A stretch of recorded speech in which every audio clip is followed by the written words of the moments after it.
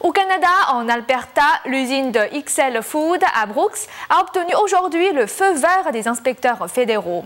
Elle est de retour dans les affaires après le rappel de viande le plus important de l'histoire canadienne. Une opération pour éliminer le bœuf teinté de X Foods est toujours en cours ce fin de semaine. Plus d'un millier de tonnes de viande de bœuf crue, congelée et emballée s'est retrouvée dans la décharge locale. Sortir la viande avariée de l'usine a contribué au rétablissement des opérations. Nous sommes convaincus que toutes les inquiétudes ont été pleinement prises en considération. Nous en avons fourni l'assurance au ministre aujourd'hui. Depuis, la SIA a remis en vigueur la licence d'exploitation des installations.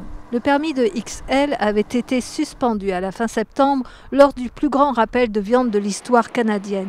La production à l'abattoir débutera lentement et l'agence alimentaire dit que la production s'effectuera sous une vigilance accrue. Nous allons augmenter la rigueur des tests de la SIA pour E. coli, au-delà des niveaux de tests que l'entreprise faisait déjà. Et aucun produit ne quittera l'usine jusqu'à ce que tous les résultats des tests E. coli aient été évalués. Mais il y a des nouvelles questions qui se posent sur les qualifications des personnes chargées de surveiller les tests améliorés. Les médias ont appris que les inspecteurs de la SIA à l'usine XL tombent bien en deçà de la moyenne nationale lorsqu'il s'agit de quelque chose qu'on appelle le système de formation à la vérification et à la conformité. Le site de l'agence alimentaire dit SFVC signifie que l'inspection a été faite d'une manière cohérente, uniforme et efficace, quel que soit l'inspecteur responsable du travail ou de l'endroit où se situe l'installation. À l'échelle nationale, 76% des inspecteurs des viandes ont la formation complète, mais seulement 11 des 40 inspecteurs de XL Foods ont été entièrement formés au SFVC, ce qui représente seulement 28%.